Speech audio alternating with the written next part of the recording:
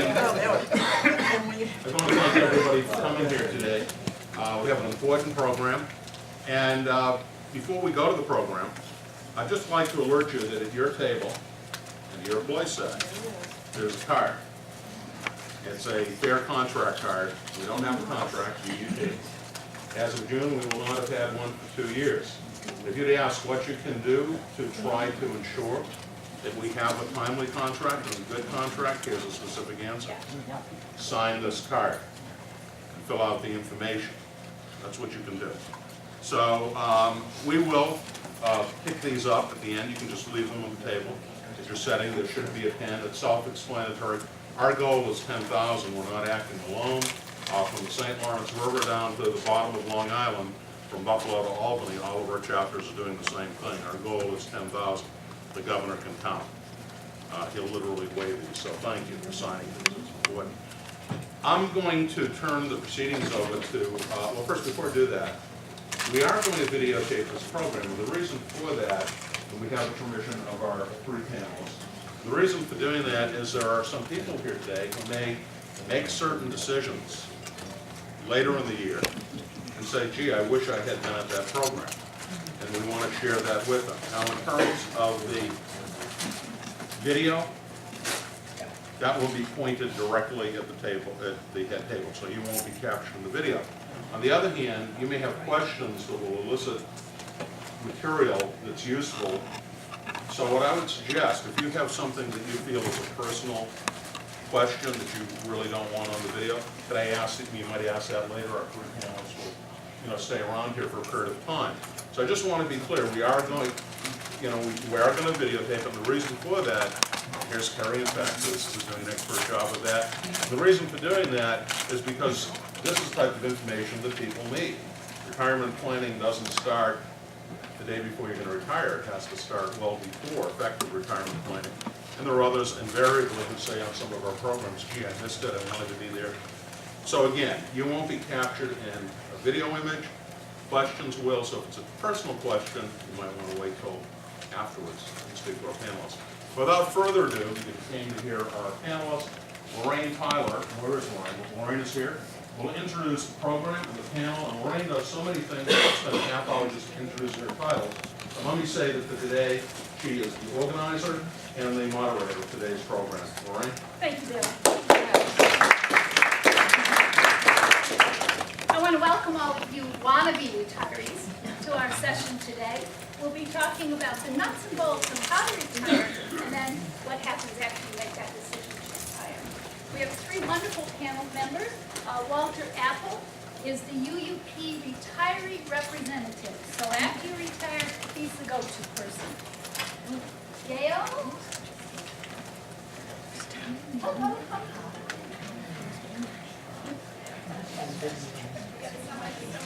Okay, great, good.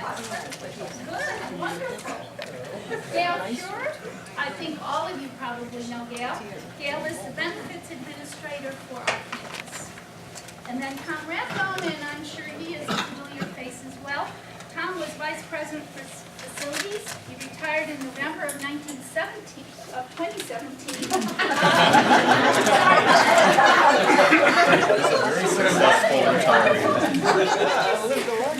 Anyway, he is going to tell you about the secret of retirement.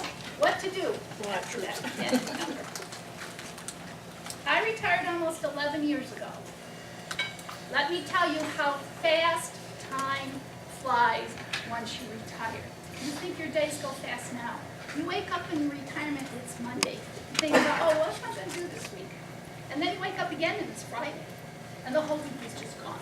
So it'll amaze you how fast that time goes. I love my job. I never counted the days, the hours, the minutes until retirement. In fact, I have to confess, it took me 3 months to retire. My first retirement was from chair of human ecology, and then I went to work part-time in academic advisement, and I retired twice from there. So I was a slow learner. Rich and I, on retirement, decided we'd build a retirement home. We designed it, had a contractor come put the shell up, and we did all the rest. Never pulled so much wire in my life. Probably never will again. Took us 4 years to build that home. We moved in, lived there 11 months, and it blew down. So I will tell you that there are some bumps along the way. A friend of mine told me life happens while you plan. No, that's essentially what happened to us. We rebuilt. This time we let a contractor do all of it and moved back in 6 months. We spend most of our time doing volunteer work. Oneonta is a wonderful place to raise a family, and we give that back now. And that's our opportunity to do that. So, without further ado, Walter, Yeah. I'll let you keep first. Yeah, thank you. Yeah, I'm going to touch on the UUP side, and then Gail's going to hit on the healthcare side, and then Tom. We'll hit on the plus side of retirement. Fun side. But UUP retiree membership, very easy to continue your retiree membership, and definitely recommended to continue retiree membership. So you've probably seen this going around the last few months. Are you a member? You do want to make sure that you're a retiree member before you retire. There's benefits of being a member, and your pay stub, whether it's online or paper form, will say UUP member. 26P is just the number of pay periods, so that may change for each of you, depending on how you get paid. But I like to tell people, make sure that you're a member at the very least before you retire. Because if you retire out and you are an agency fee payer, I cannot allow you to sign up as a retiree member, and you're going to lose out on benefits down the road that you could have carried if you were a full UUP member. In addition, being a UUP member, you can vote on collective bargaining. Hopefully, we'll see that coming down the road in a couple months, hopefully sooner. Hold union offices, 10 meetings, elect your local and state people. So there's benefits to being a member. So make sure you do it before you retire. UUP retiree membership. Membership as a retiree with UUP, it's $50 per year. We run a September to September mailing, and we bill out to all of our retirees. So we send them a dues notice every August, and it says, hey, this is your next year's dues. They're going to be $50. You just send that in to us, and it continues your membership. It allows you to continue great benefits that are out there through UUP, New York State United Teachers, as well as AFT. You have cross membership with all 3 of those. There's travel discounts, a ton of home and auto insurance discounts, Hyatt Legal, dental and vision. I'm going to touch on those in a minute. And then the top 3, local UUP retiree meetings. As a retiree, when you do become a retiree, we don't forget about you, so you're going to have meetings here on campus as a retiree group, and then as a UUP retired member, we have meetings. And we've been holding them in 2 different places down here. We combine it with Delhi, and Lorraine actually puts them together. And this year, we're doing one in the spring up at Brooks Barbecue. To you, it would be no cost. You pay to secure your spot, and then your check is refunded to you. It's given back to you at the door. The only time you have to pay is if you reserve your spot and you're not going to show up, then you're going to lose out on the money. The one that we do in Delhi, we do right on their campus. They have a great culinary arts program over there, and we let them cater it right on campus. So, you can look forward to meetings. We keep everybody up to date. The other 2, $1,000 life insurance through UUP, not a lot of money. That's understandable. And I always like to joke around and say, if you need somebody to leave it to, I'm your newest nephew. Nobody's taken me up on it. Not once. Unum Travel Assistance. Does everyone know a little bit about Unum Travel Assistance? We've been trying to get the information out there. In your packets, there's an information sheet, and there's a card within the retiree application. The Unum Travel Assistance is very valuable for our retirees who are going to be traveling. You'll probably travel more as a retiree. But it's also valid for you right now as an active member. So really, in a nutshell, what it is, you travel more than 100 miles away from home, and an emergency happens, a health emergency, something like that, especially if you're going outside the country. You turn to the number on the card, tell them what you need, tell them what happened. They will get you the assistance that you need. And I haven't had anybody tell me they've ever had to pay a penny out of their pocket for this service. All right, the last story that I heard was a retiree out in California was traveling, and they lost their prescriptions. They contacted Unum. They had replacement prescriptions that day delivered directly to their hotel. And if you're on a prescription, if you're on a medication that you need to take every day, you lose it, you're going to be canceling your trip, right? So Very important to have. It's the top of the top when it comes to the Unum travel assistance. And like I mentioned, it's valid for you right now as an active member, so keep those cards handy. So, your dental and vision coverage. This is COBRA strictly for your dental and vision, nothing to do with healthcare. Dental and vision is with UUP through Delta Dental and Vision. When you retire, we're not going to take that coverage away from you on day one of your retirement. You're really going to go into a grace period of coverage. That grace period is roughly 2 months from your actual retirement date. It's 30 days from your final payroll, so it's about a 2-month process. At the end of your grace period, you're going to receive a COBRA notification in the mail from UUP. It's blue in color, and it explains everything to you, what I'm saying. COBRA is available for 18 months. Same exact benefits you have as right now as when you're working, so there's no change of benefits. And the rate's $45.03 per month for an individual, $107.74 per month for a family. And that covers both dental and vision. And you can pay that as far ahead as you want. When you go on COBRA, you can pay the full 18 months, you can pay 6 months at a time. You can pay month to month. However, if you pay month to month, you really need to remember to make those payments every month because COBRA does not send you a monthly bill. What happens is you send the contract back, you receive back a sheet of COBRA coupons, and that's your only reminder from the COBRA department. They're not going to send you a monthly reminder. So make sure to make those payments in a timely manner. I always encourage people, send in at least 2 months. Gives you a little bit of a cushion there in case you forget. You know, if you get doing things, volunteering, travel, whatever it may be. So either after COBRA, or if you decide you don't want COBRA at all, you want to go right into our voluntary plans, we do have these available for our retiree groups. For our retirees, we have 2 different dental plans available. One is the Delta Dental PPO. Most of you have that plan already. The other one is the Delta Dental Care Plan. It's a little bit stricter of a dental plan with Delta. But there are change in benefits between these plans and what you currently have and what COBRA offers. These voluntary plans do not cover dental implants, and they do not cover orthodontia to straighten the teeth. So if you need braces, if you need an implant, get it done now, get it done under COBRA. Do not wait to go on these plans to get it done because there's no benefits. The minor changes on the PPO, preventatives covered at 80%, and basic services dropped to 60%. Those are currently 180 on your current plan in COBRA, and then major services are still at 50%, so that's the same. The Delta Dental Care, you probably have a provider or two. I don't think there's a lot. I think I did research for you and there were maybe 4 or 5 providers in the area that participate. If your provider participates, then it's probably a good plan.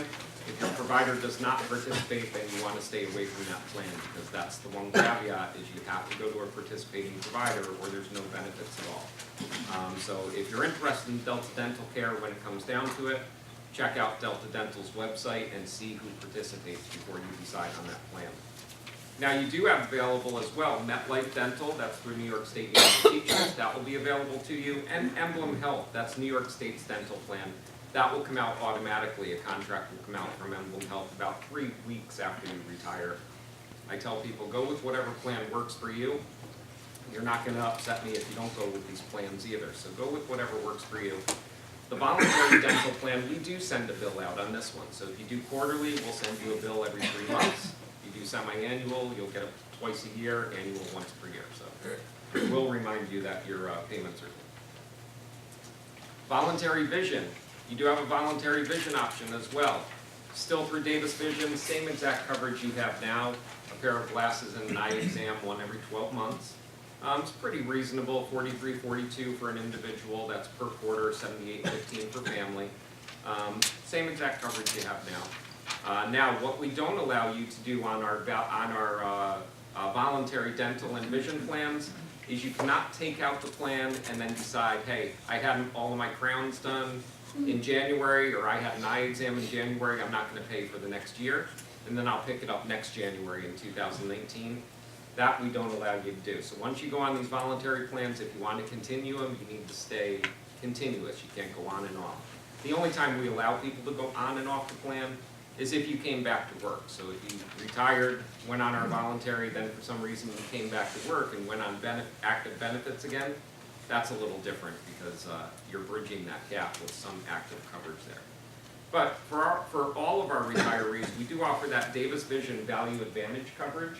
There's a yellow sheet in your packets that explains it. It's a discounted plan through Davis Vision. So if you don't take out our regular voluntary vision program, you do have a discounted program automatically available as a retired member. Right, so that's always there. My last slide is just helpful context that I always put up there. Easier to get to me probably by email if you have questions. But one thing I did want to mention is, like I said, we have about 5,200 retirees right now statewide. Your elected people down here in the southern tier is Lorraine. She's the elected person to oversee the southern tier retirees. And she's actually part of a group called COARM. It's a Committee on Active Retiree Membership. That's their official group. The retirees under that, who are not the elected, are the arm of UUP, the active retiree members of UUP. So that's what you'll eventually become. Right now, we consider you a retiree in training, is what you are. You're going to get there. But like I said, when you do become a retiree, it's definitely beneficial to maintain your membership, attend the meetings, and then we'll go from there. And I'm always available for any questions. Any questions on the UUP side of the benefits? Yeah. Are your slides are not available in here? They are. The slides are in there. Yep. Oh, Yep. okay. They should be in the left-hand side of the packet. I hope. Yeah. If not, I can always email it out to. Yeah, there it is. Yep. Thank you. Yeah, they're the last section. Yep. If you were out of the country for a full year or 2 years, could you then, like, discontinue and then come back and On the voluntary side? Yeah, Yeah, there are some certain Some- circumstances we could allow. It just has to go through the management area. And I would just clear it with my manager to make sure. But yeah, I mean, something like that, you're out of the country no, for I mean year, as a you're- retiree, Yep. okay. All right, I'm gonna be around for questions. I'm not running away right away, so I'll let Gail take over from here, I think. Thank you. Yeah.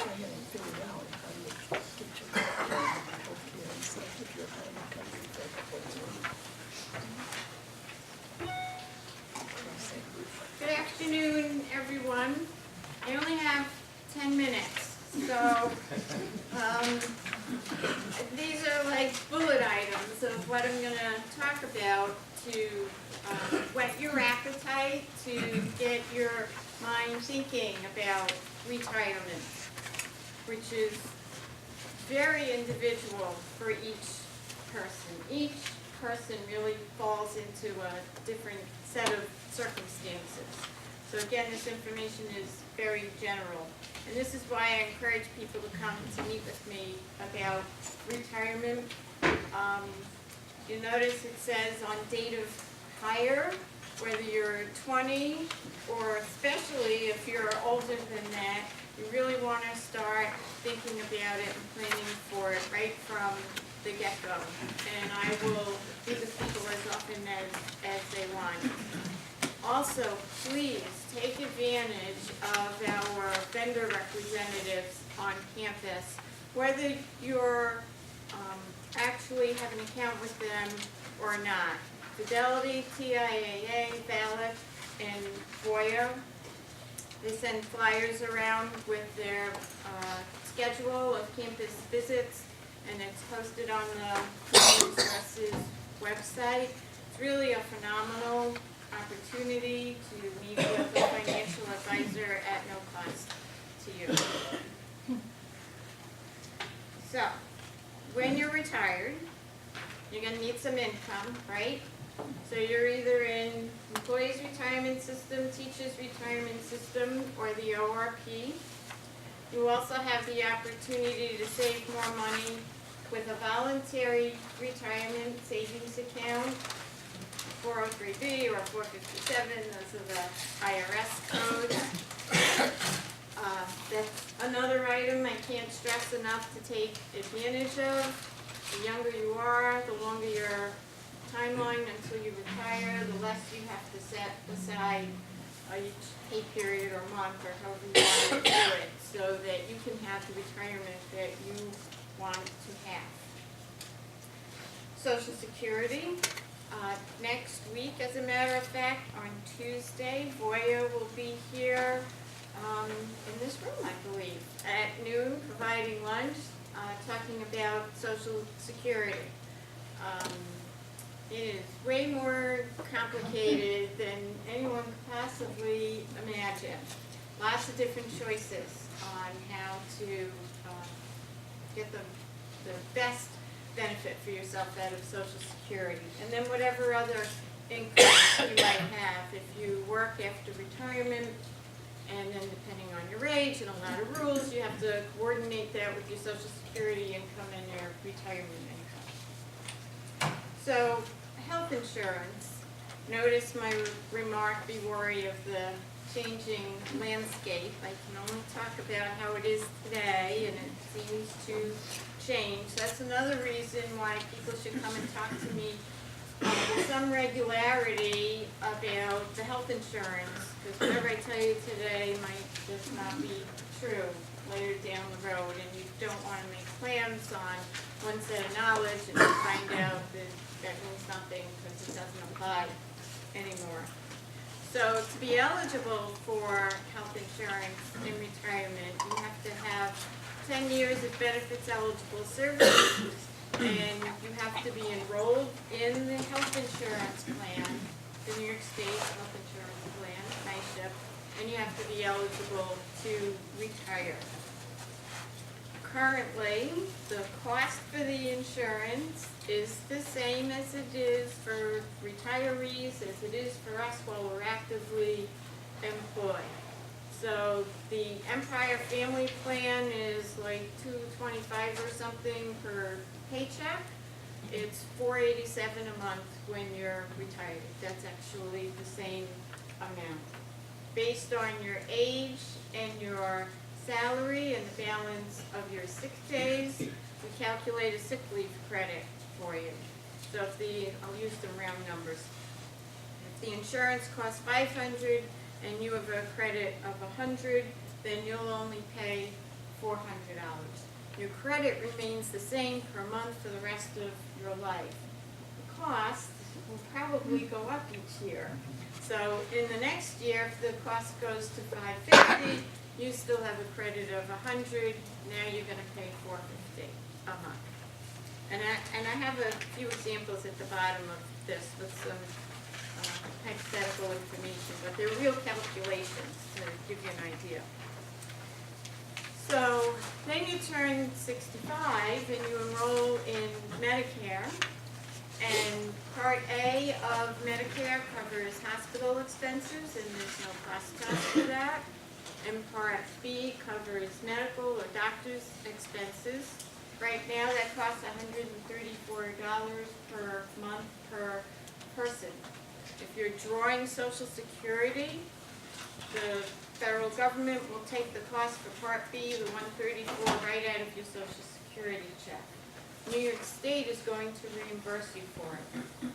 If you have a family plan covering a spouse, when the spouse is over 65, you'll get reimbursed $134 a month for the spouse's Part B as well. If you are still working when you're 65, you're not going to enroll in Medicare Part B because Medicare is secondary to whatever insurance you have now, the Empire Plan or an HMO. And when you do retire, then I help you with this transition process to then make Medicare primary. And I think Tom's going to have a couple of comments about that later. Just listen to what I tell you. Do what I tell you. All I can say.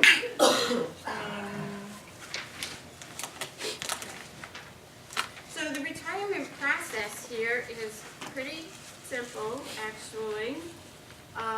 You give us a call, make an appointment with me. We'll talk about a couple of dates or a range, and we can talk about, well, what if I retire this year, what if I retire next year, and eventually you'll figure out a specific date. And once you know the date, then you'll submit us a letter that says you're retiring on such and such a date. And then after that, we get together and we do the final paperwork, and that's all there is to it. Retirement is your time, and I mean that as wholeheartedly as I can mean that. You've worked for a long time already, maybe all of it here or some of it here, and now it's really your turn. And yes, it'd be nice if you didn't just like kind of up and leave suddenly in the middle of something that was going on. But at some point, you're gonna pick a date, and whatever's happening at that point on the college, you've already picked that date. This is your date, and you need to go and enjoy your retirement. And the UUP contract says you have to give us 30 days notice of your retirement date. The college would love to have more notice, but once you tell us a date, you cannot change it. You can make it sooner, but you can't make it later. So please give us as much notice as possible, but don't give us the letter until you're really comfortable with it. And you can talk to me and your family and whoever you want to figure out that date. And if you're a faculty member, well, usually people retire at the end of the academic year, with September 1st being the retirement date. Some do leave between the fall and spring semesters, and that's okay too. Because oftentimes faculty just think in terms of full academic years and just doesn't occur to them. And then I mention it to someone, and they're like, oh yeah, that's gonna work for me, and off they go. So keep that in mind. Bill Simons asked me to talk about the impact on benefits if you participate in a voluntary reduction of work schedule plan or phased retirement. Again, it's very individualized. The purpose of the voluntary reduction of work schedule plan is really for someone who does not have a lot of accruals, and then they think that they might be out for a long period of time, and so they actually they work full-time, reduce their salary for a period of time, and they earn extra accruals, and then when they're absent, they have enough accruals to keep themselves paid. Usually this does not happen anywhere near retirement, and so there's usually no impact on retirement, but just keep in mind that your retirement income is based on money in your account if you're in the ORP, or your service, your years of service in ERS or TRS. So if you're on the voluntary reduction of work schedule, you have less money going into your ORP, or you might have less service going into ERS or TRS. And if for some reason you did retire thereafter, then you would have a little bit less, but it shouldn't be a large amount. And the other thing for the health insurance is your sick leave balance. So if you're absent and you're using up your sick leave for any reason, then your credit for the cost of your health insurance would be impacted. With phased retirement, most of the people who participate in phased retirement, they already have the 200 maximum sick days. So participating in phased retirement is not likely to impact sick leave credit or health insurance. If you're, it may impact your income a little bit, but you need to compare that to, are you working longer for less money? And if you would have stopped working here, then your income would have stopped here. So you're working longer for less money, but you're getting more money than if you would have stopped here. So it may or may not have a great impact. Again, we have to look at the individual circumstances. And Bill did not ask me to talk about this, but it made me think of it. And I probably broke some copyright rules by throwing in the emoji.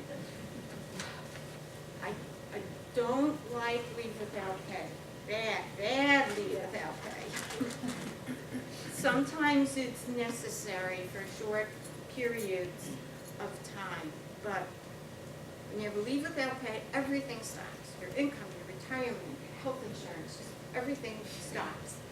And so we really don't like to do a leave without pay. We avoid it at all costs. Sometimes it sounds like an easy thing to someone, but the ramifications are potentially bad, just simply bad.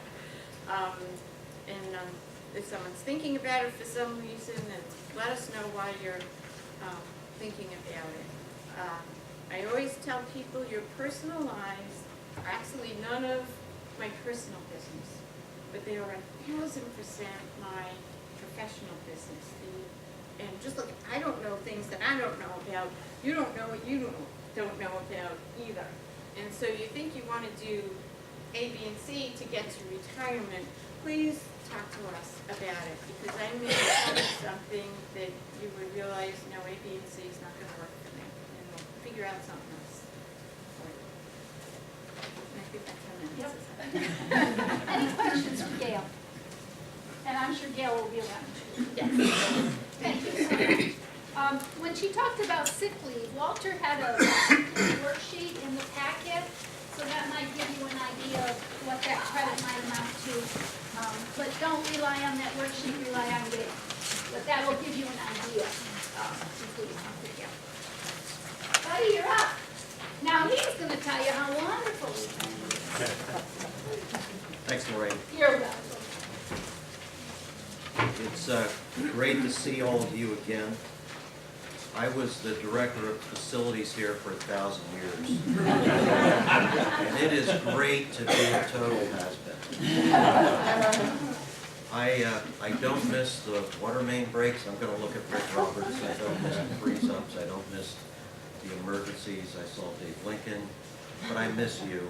I think that's true of everybody that retires. This is a special place to work, and I treasure my 30 years here. When I run into former colleagues, they sort of talk to me like I'm in an afterlife. What's it like over there? And it's been really good for me here on the other side. Retirement is a, as prior speakers mentioned, a very personal thing. It's different indeed for all of us. We make thousands of decisions every year, maybe more. But retirement is the one that you have almost total control over. You don't have total control over other decisions, whether they're professional or personal. This one I would like to think we do, yet it's very, very tough. So when to retire? When I turned 60, I had kind of a false start. I was having some minor, I'm a hypochondriac, so I was having some minor health issues, and I announced to Lola, who's back there, I'm going to retire, and she said, no, that's crazy talk, you're not going to retire. So she was right, so I got through these minor health issues, and so I stayed in the game till I was 65. Everybody says you'll know when. In my case, it was a Sunday afternoon in early July, where I asked myself, why am I going to work tomorrow? That's as simple as it was. I came in and told Todd, my boss at the time, and I made my appointment with Gail, and that was it. There was no turning back. So there might have been other factors, like a piece of me wanted to, well, I'll finish Fitzell Hall. Okay, we did that. Now I want to finish physical science. Did that, health center, so on and so forth. We get to the Red Dragon Outfitter.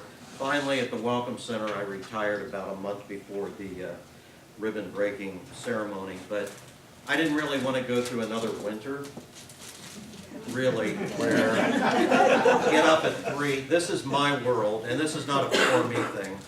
Get up at 3 or earlier, come into the campus, see what the roads are like, and consult with a bunch of people, and then participate in the decision whether to cancel classes or not.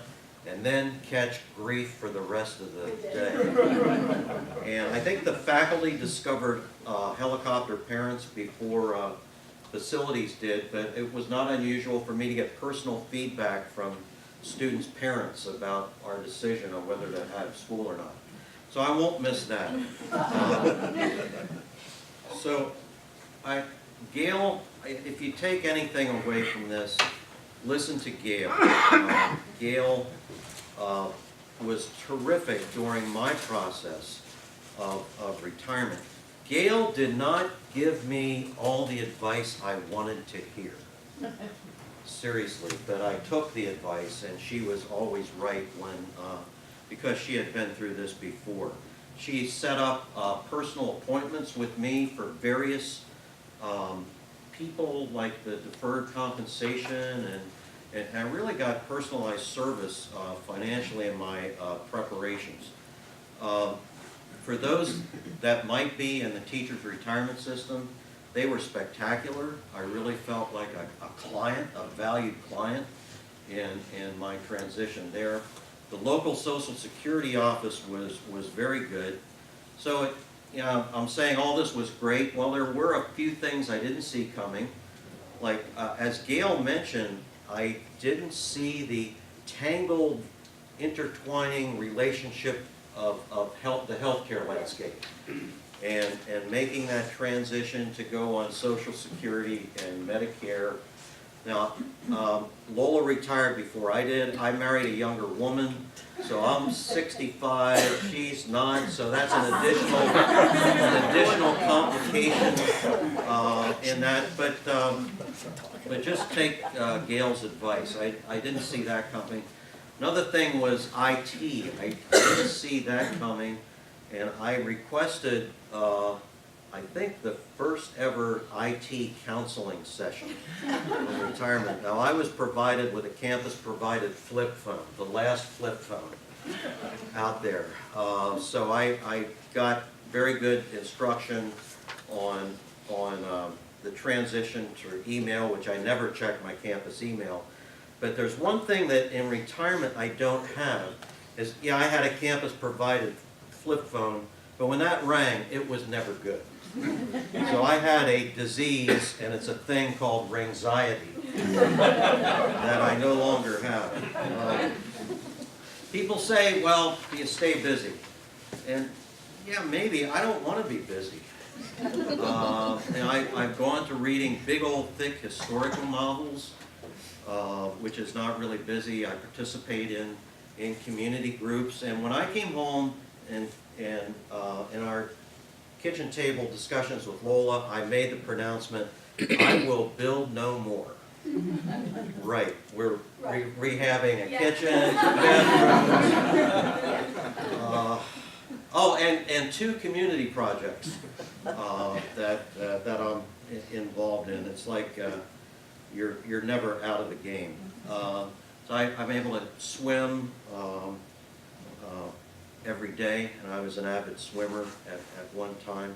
I think you need about 2 months to detox, or detox, whatever that word is, because there's always, oh, I forgot to tell them this or that. You just have to let go, and it's ironically hard not to get used to having ringxiety in your routine. And I'm capable. I'm picking and choosing. My people come up and ask me to be in certain community groups, and I say yes to some and no to others. Just because I'm retired doesn't mean I have to be that busy. I need to get home for happy hour. I do have a new hobby, which I, like many people of my age, have gotten interested in my ancestry. So I joined Ancestry.com, and there are other ones. This is not a commercial for them, but it's kind of like the commercials. Yes, they have the one about the moonshiner. Yeah, I have a bootlegger in my ancestry, and I knew I was Scottish, German, and English, but I've found I've got dots and dashes of Swiss, French, Spanish, Italian, Jewish, Hungarian, Norwegian, and whatever people from Luxembourg are.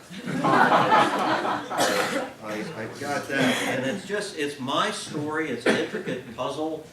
I think the faculty, those of you who are teaching, you're trained in research methods, so it's like you're developing your story.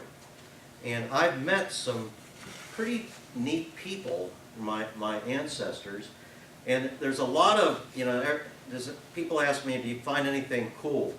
Yeah, I found some kind of Forrest Gump stuff where people were there when historical things happened, and I'll share one story which kind of got me hooked.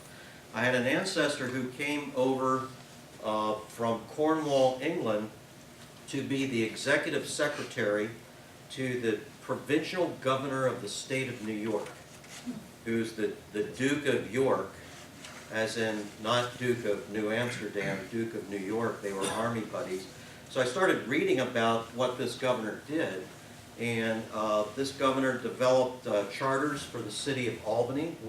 Now, my ancestor wrote this charter. You're looking at your watch, I'll be finished. And the Charter of New York, and was there when there was a peace conference of the various colonies of Massachusetts Bay and New York and North Jersey and the Iroquois nations, and to signify their peace, they buried hatchets, hence the term bury hatchets. It wasn't the first time this was used, but it was recorded on a white deer skin.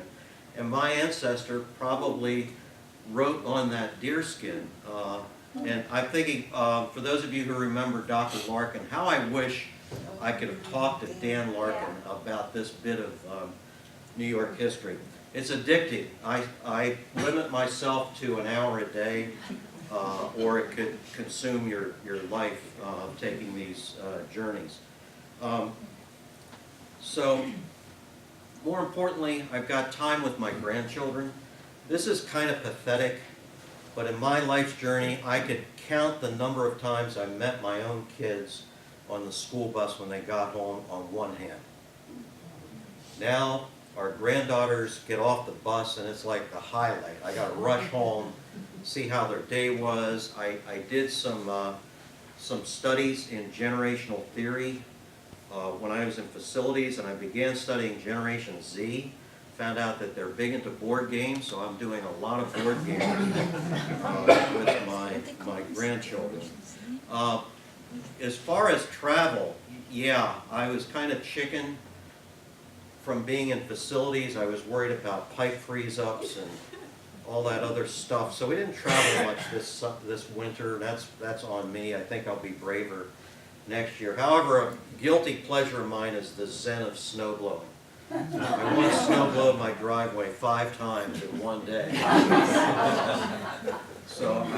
But Lowell and I just finished a trip. We just got back from something we always wanted to do. We flew to Denver and got on the Amtrak California Zephyr, which takes you up to the Continental Divide, through the Rockies, through the state of Utah, which is spectacular, through Nevada, High Sierras, and got off at Lake Tahoe. Then went on to visit our daughter in Sonoma County. So, not that I'm doing a commercial for Amtrak, but if you're looking for bucket list stuff, that is really cool.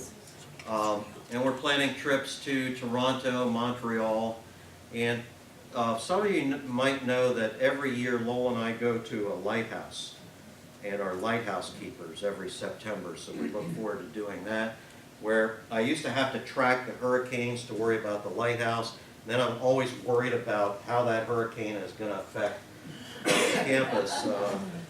No more. So retirement's my job. I mean, it's my occupation now, and I didn't ever want to be that person who's hung around and said, well, we tried that 20 years ago and it didn't work. Didn't want to be that person. In facilities, we went through an exercise in facilities asset management of when do you replace your boilers and your air handlers? And it's usually 25 or 30 years, and it dawned on me, if I were an air handler, I would have replaced myself 5 years ago. So there's a time that I'm very comfortable with my decision. I will say that I treasure my working time with UUP and with Bill Simons, who also believes in the mystic purity of the game of baseball. Working with those like Lorraine and Janet Potter through the years, and Rob Compton, and most recently Ron Bishop, was always great. We were always able to work together toward common goals, and that's a better, safer campus. So you'll know when the time is right. Above all, listen to Gail, and feel free to contact me anytime if you want some travel advice.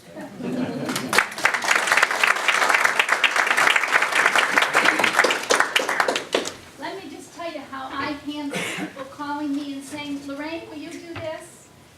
I never learned the word no. My advisor to my dissertation when I did my PhD says, Lorraine, you've got to learn to say no. Well, I wasn't very good at it. This is Oh April. my goodness. April.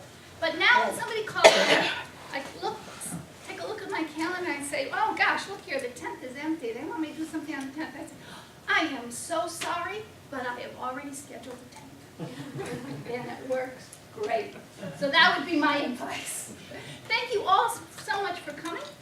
My wannabe retirees, if you have questions, the panel is happy to answer them for you. Have a wonderful day.